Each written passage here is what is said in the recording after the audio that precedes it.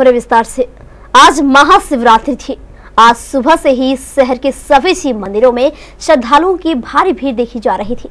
क्या महिलाएं, क्या पुरुष, क्या बच्चे, क्या बूढ़े, हर कोई सुबह सवेरे ही शिव मंदिर की तरफ जाता हुआ दिखाई पड़ रहा था।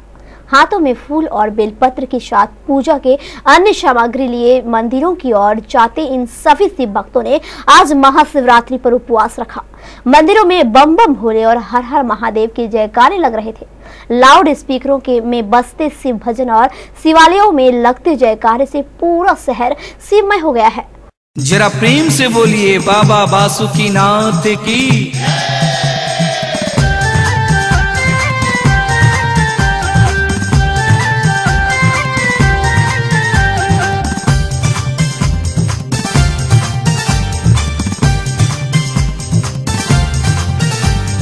विमल विभूति बूढ़े बरदे बहने वासे लंबे लंबे लट्टे लटकावे बाबा बासुकी। काल कोटि कंठ सोबे नीले हूँ बरने वासे लाले लाले लोचने घुमावे बाबा बासुकी।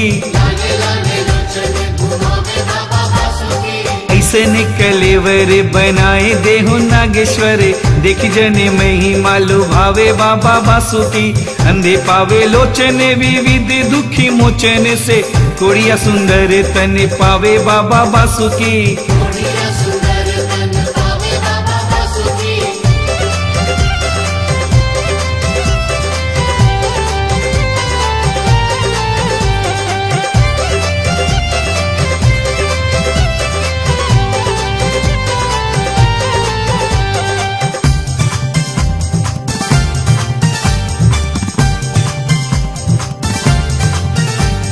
निपुत्र के पुत्र देते कुमति सुमिति देते निर्धन के करते निहाले बाबा बासुकी। धन्य धन्य दारुक बने जहाँ बसे आप हर मिट्टी देते विधि अंके भाले बाबा बासुकी।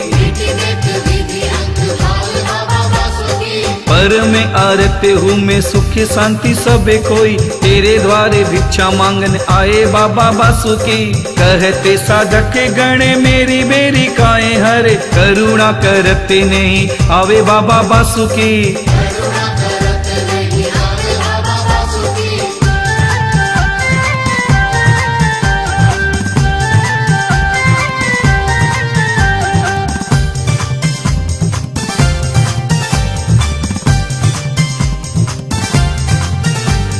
सबके जे सुनी सुनी दूर के ले दुखी सबे हमरा के बेरिया निठुरे बाबा बासुकी।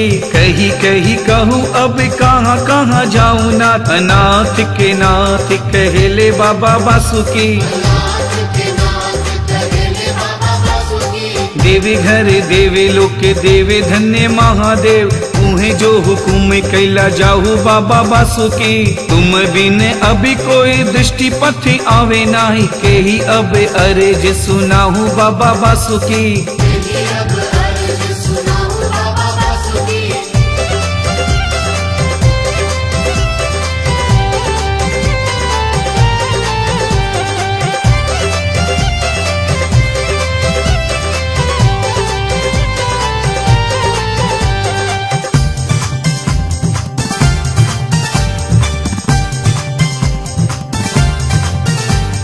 सुनी छलियन बासुकीनाथे छवि बड़े दानी बाबा अब किए एहन निठुरे बाबा बासुकी। माते पिता परिजन सबके छोड़े लो हमें अही के शरणे अब धैलो बाबा बासुकी।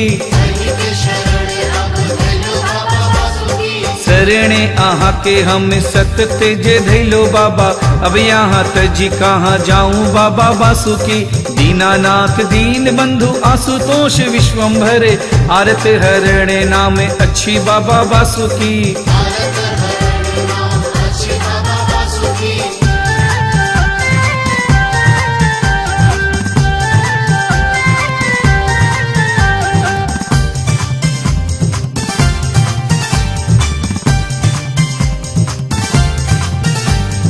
कृपा के कटाक्ष दे एक बैरे हेरु हरे दुखिया के संकट हरहु बाबा बासुकी। हमें हूँ जो ऐलो शरणे में आहा के बाबा हमेरा के देखी की डरेला बाबा बासुकी। जाही दिन से ज्ञान भेले हमें राखे अबे बाबा, ताही दिन से शरण धैलो बाबा बासुकी। जाही दिन से शरण आहा के हमें धैलो बाबा, हृदय के बात सब सुने लो बाबा बासुकी।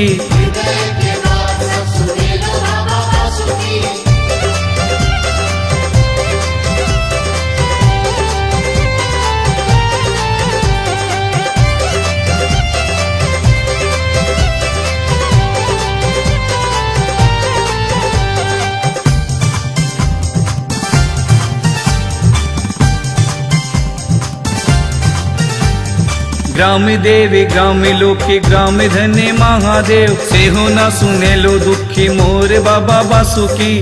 कहते साधक गण दूह करे जोरी बाबा, निपुत्र के पुत्र अब देहु बाबा बासुकी।